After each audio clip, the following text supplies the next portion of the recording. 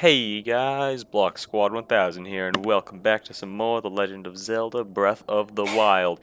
In the last episode, we explored around the Hyrule Frontier region, got a couple shrines done there, we met the dude who was researching Rito, like the bird people, and yeah, we helped him out with some stuff, and we got a memory. There's a lot of stuff we did last episode. In this episode, though, a couple options that we have. One of the things we could do is go and do this horrible. We could do that shrine, but I don't really think I want to because it's not going to be very fun. Let's see here. There's a lot of places we could go visit. I just, really am not sure, to be honest. You know what? Okay, I'm gonna fast travel over here for a second. Okay, so we're over here on the Great Plateau. You may be wondering why I decided to come over here. Well, that's because I am going the wrong direction. What we actually want to do is head over here. We're gonna take a little detour onto the into the Gerudo region, particularly the Gerudo Highlands. Actually, no, I guess it isn't the Gerudo Highlands, but it's near the Gerudo region. We're gonna head over there because there is a shrine I want to do. I don't know, I'm just gonna do a couple random shrines this episode. I really don't have any actual plan of any places we could really explore this episode. I feel like from this point onwards, we're just gonna be kind of going all over the place, just trying to knock out some shrines. And then once we have, I want to say, like, how many do we have right now? We have 66, right? Once we have maybe 75, I think that's when we're gonna head over and get started on the next Divine Beast. Yeah, I don't really know, because I feel like if we do them too fast, like if we do the Divine Beast too fast, then we're just going to have a ton of shrines right at the end of the Let's Play. And I don't really know, it might be a little bit unbalanced, because we'll have the 4 Divine Beasts, and then we'll have like 50 shrines we have to do. So that's why I've been kind of splitting it up a bit evenly. I've been doing like, say, 20 shrines before I go to a new Divine Beast. Plus, you know, that just gives us a chance to explore and just see this huge world. I mean, what else would there be to do in this game besides explore? I mean, if you just did all the Divine Beasts, you'd be seeing like a third of what the game has to offer. Actually, no, not even that. I mean, like, you only visit 4 regions out of 15 regions if you do the Divine Beasts. Actually, I guess it's like 5 if you... No, 6. I mean, you do the Great Plateau, and then you do the 4 Divine Beasts. I don't really know. But the point is, you'd explore a very small fraction of the world, and you wouldn't get to see all the cool stuff there is to see. Can I get... Okay. Let's pull out some ice arrows. There we go. It's a Korok. Yeah, you found me. Alright. Oh, this area... Okay, there is one thing I do want to show off in this place. This place is home to a very, very cool little secret. However... Are we gonna... Okay, good. For a second I thought we were about to run into a Lionel, because I know that there is a Lionel around here somewhere. And we do not want to fight one of those guys, because they will completely annihilate us. Okay, is that it? No, it isn't. I know it's around here. Oh, there it is. Do you see that very abnormal looking horse right there? Yes. This right here this is the only type of horse, like this is the only place where you can find this type of horse. This is the giant horse. And it just kicked me. I should have known better than to run up to it. So that horse, this is the only one in the entire game. You can in fact take it to the stable and you can claim it as your horse. It functions very, very differently from most horses. In fact, I believe it doesn't even have a stamina meter. It just kind of gallops randomly. It's a very wild horse. But this is actually Ganondorf's horse. I mean, it should come as no surprise considering we are in the Gerudo area, and that is where Ganondorf was born. But yeah, this is the horse that Ganondorf has been known to ride throughout the series. At least the species. We don't know if it's supposed to be directly his horse. I mean, in this game, he doesn't ride a horse because he's not Ganondorf. He's a big, gooey pig monster. Can I just get the horse? Come on, I'm trying to sneak up on it, but it just keeps running away from me. Damn it. This is not going well. I wonder if we can try using our Sheikah gear. This is not going well, and this is a huge waste of time. You guys are probably really bored watching me try to chase this stupid horse. Get over here. Anyways, it's here. That's all you need to know. I wanted to show it off. I just can't get it for some reason because I suck. Let's move on. Let's see here. Where was the shrine I wanted to show off? I think we've kind of strayed way off path now. Wow. That was way longer than I was hoping it would be. I did not really want to have to... that was a huge waste of time trying to chase that horse. I mean, I really want to get that horse. It's like... Just why does it have to keep running away from me? Hold on a sec. I'm gonna try to get it, and I'm just gonna cut this whole part out until I can get it. There we go. We got him. Okay. I'm just gonna soothe the horse. Come on. And, okay, do we have any stamina potions? Do we have any stamina potions? We do not. Oh, we do, actually. We have this one. That's probably not enough stamina, though.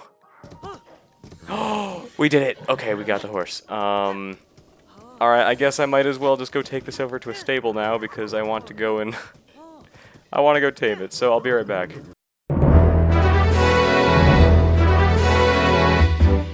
There is the Lionel. I do not want to fight it, and I especially don't want it to kill me. It might just snipe me off of the back of this horse and then one-shot me. I don't want that to happen because I don't want to have to get the horse again.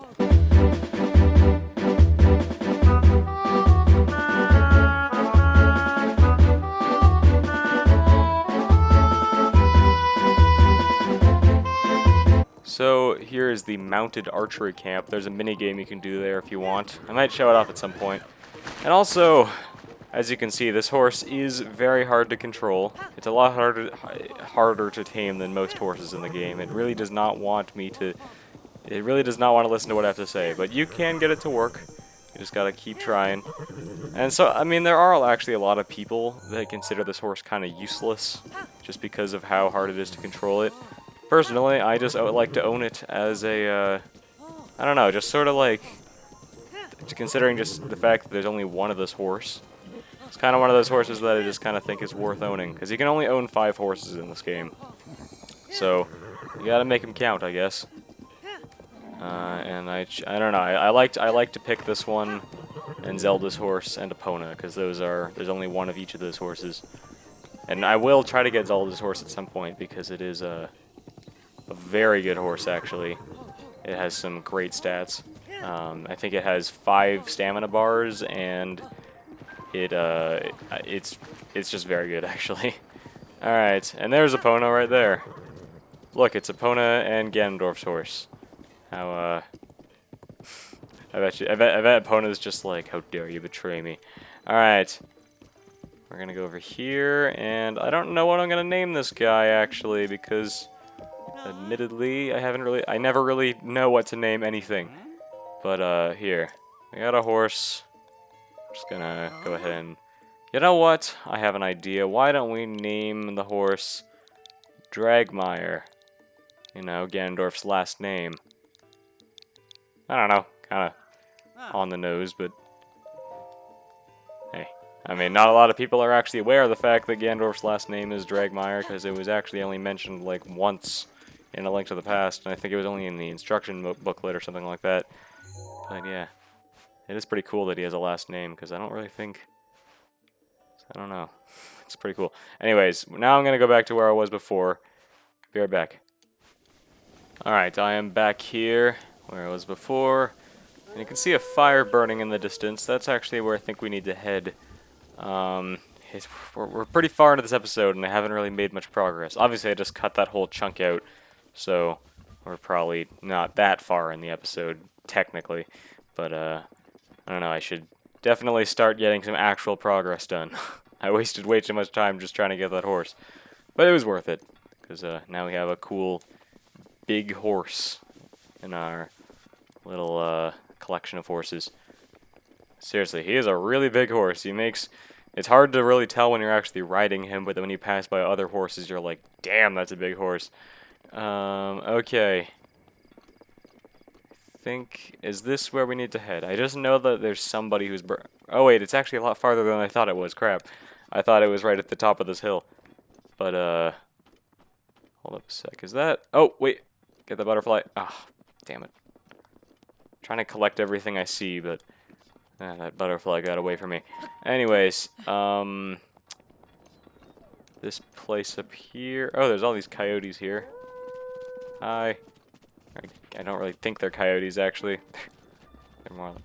I don't know, sometimes I... Never mind. I'm dumb. I make dumb mistakes. Anyways, so... Up here... Wow, it's still farther than I thought it was. Wow, the perspective really does mess with your head a lot. Okay. Is this where we need to go? I think... Yes, it is. Okay. Hello there. A tablespoon of rock salt. Who are you? Huh? Who are you? Who are you? Me, my name is Moza. I'm trying to perfect my ultimate dish, so I'm training in isolation right now. Your smoke signal? Smoke signal? Oh, you mean this smoke? This is not a smoke signal. As you can plainly see, I'm in the middle of cooking. It's burning. Badly. I'm burning it? So then you're saying I've messed it up. I see. For some reason, no matter how hard I try to cook something wonderful, it always turns out badly. I thought up this ultimate recipe myself, too. Why is this happening? Teach me a recipe. Oh, I would love to. I don't mind at all. I'm sure I'll be able to cook something really tasty. I mean, probably. I have recipes for a lavish meat dish, an ancient meat dish, and an ultimate survival dish. Which will you learn? All of those are very extravagant names. I guess ultimate survival dish. Alright, so we need to defeat a monster. After that, just find yourself a cooking pot and toss in tons of monster parts. That sounds gross. In order to survive out in the wild, you got to be willing to eat anything. That's the idea behind my ultimate survival dish. I may end up with nothing to eat but dubious food, but I won't achieve my goal unless I make some sacrifices. I don't see what's so dubious about using monster parts, though. Even when I use ingredients in certain I'm certain. But even when I use it, Jesus Christ. Even when I use ingredients, I'm certain will be perfect. There are lots of times I still mess it up. Cooking is complicated. I was baking some muffins earlier and I screwed them up pretty badly, so I know what you mean. Anyways. I guess she's mostly teaching us about the practicality of using elixirs, which I don't ever really make, because honestly, making food is way better than making elixirs. As has been proven, because they heal you and also give you stat buffs, rather than just giving you stat buffs. Anyways, right here, this shrine is one of my personal favorites, so can't wait to show this one off. Hello, let's just skip that. Bravery's Grasp. Okay. Anyways, this place... I mean, this shrine is pretty cool. First of all, let's just jump over this laser beam here. Just casually jumping over a laser beam that can slice you in half. Alright, Topaz. Okay. Now, this is... I got stuck on this for a long time when I first played this game, but you can actually pick up the laser beam, which is interesting, but yeah, there's no real indication you can do that, so I was stuck on this for a very long time trying to figure it out. But what we gotta do is just place that there, and then it's gonna go back and forth, hitting the crystal, which activates everything. So that's pretty cool, actually. It's like a... I don't know. Once you really figure it out, it's satisfying as hell. I think we're gonna go up here, and then we want to glide down. Oh, that sucked. Alright, now I gotta wait again for it to go back around. And we're just gonna have to do better this time. It has to take so long.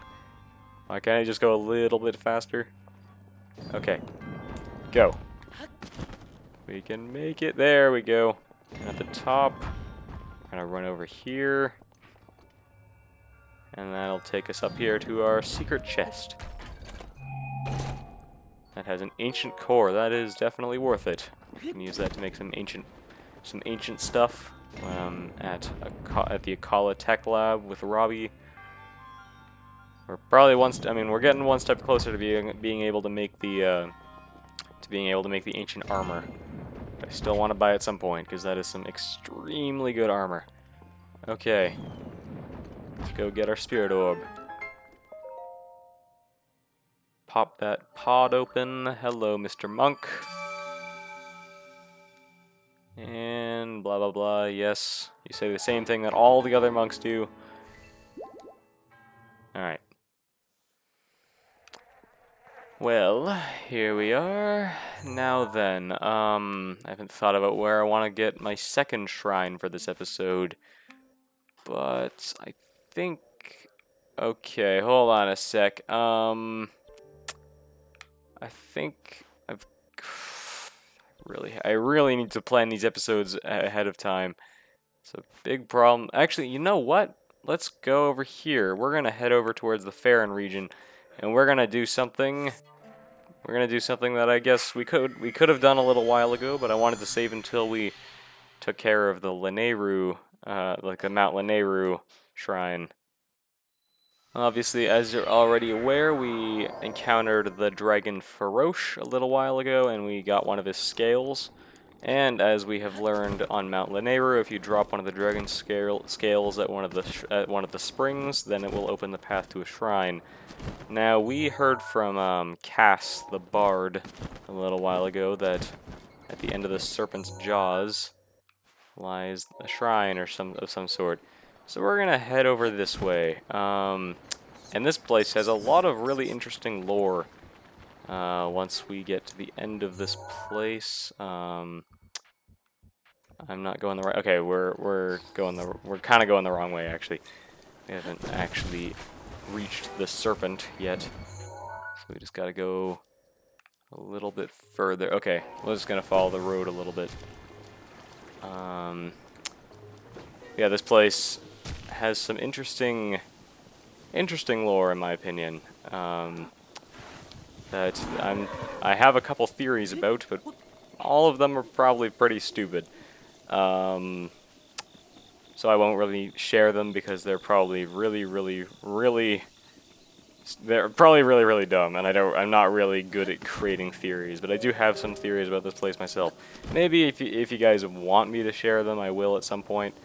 But I don't know. I just think that they're pretty dumb, and I don't want to share something, especially if there's already some sort of proof that it's fake.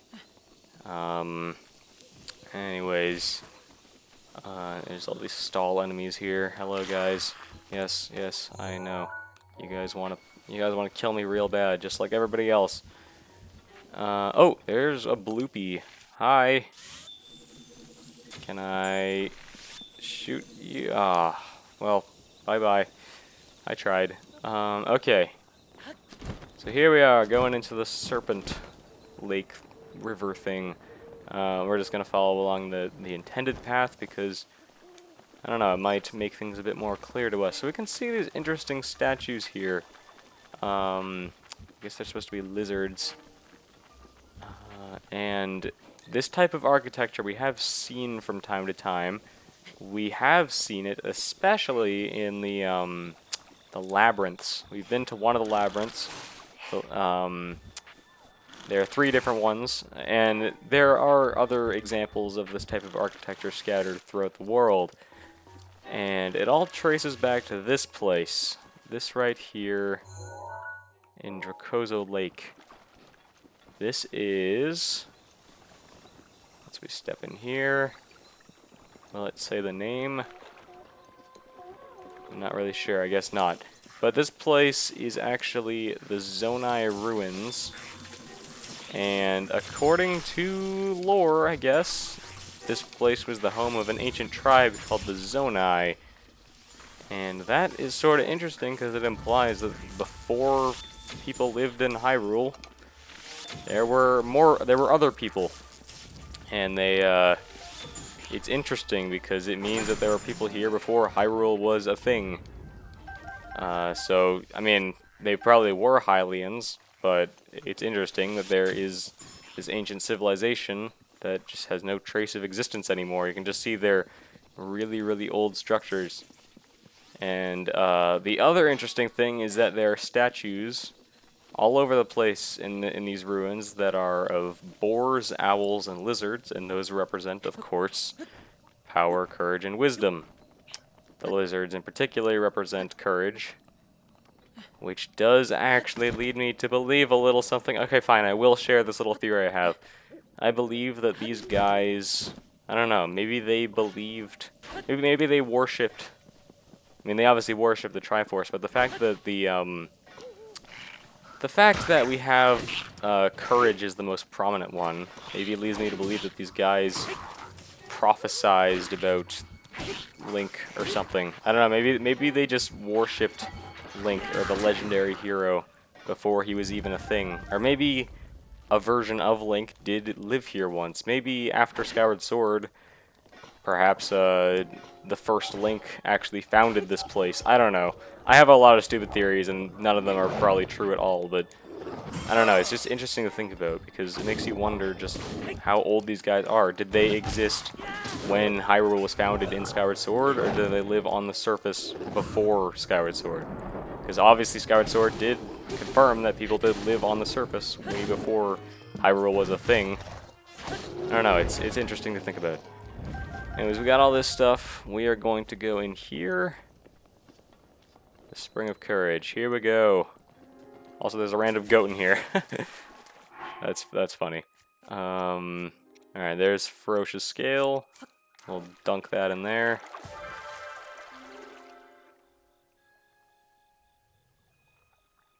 And there we go.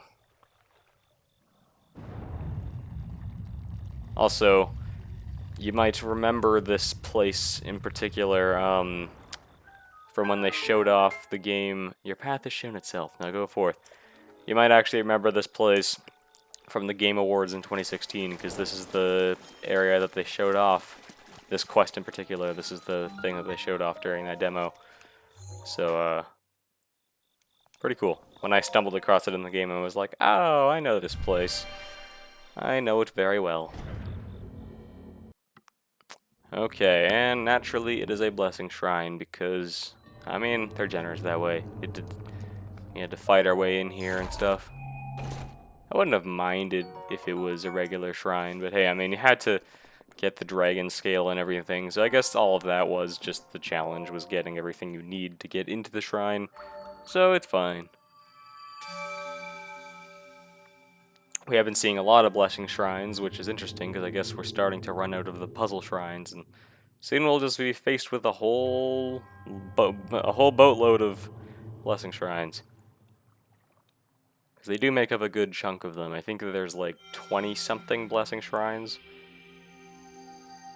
The majority of them are, of course, puzzle shrines, but there are still plenty of blessing shrines, and also combat shrines. Alright, so there we have 4, and thankfully we're right next to a goddess statue once we get back on the surface, so we will go and trade that in.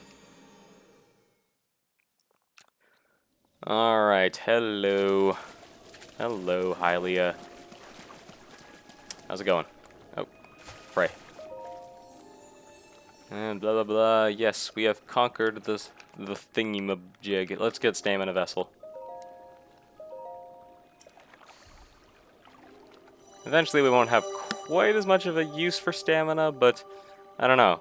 Obviously, like I said, you can't actually fully max out both stamina and hearts. You have to, I think the maximum you can have is, I mean,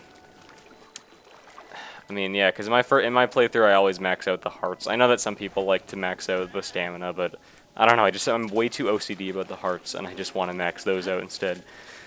Anyways, that's it for today. Thank you guys so much for watching this episode of The Legend of Zelda Breath of the Wild. Next time, you know, I know that I said I would wait until we have 75 shrines before we really start to head towards the next... area, but... I don't know, maybe we will go into Gerudo for a little bit and get some shrines there. Who knows? Maybe we just need to branch out a little bit and find some more stuff to do. See you guys later. Bye.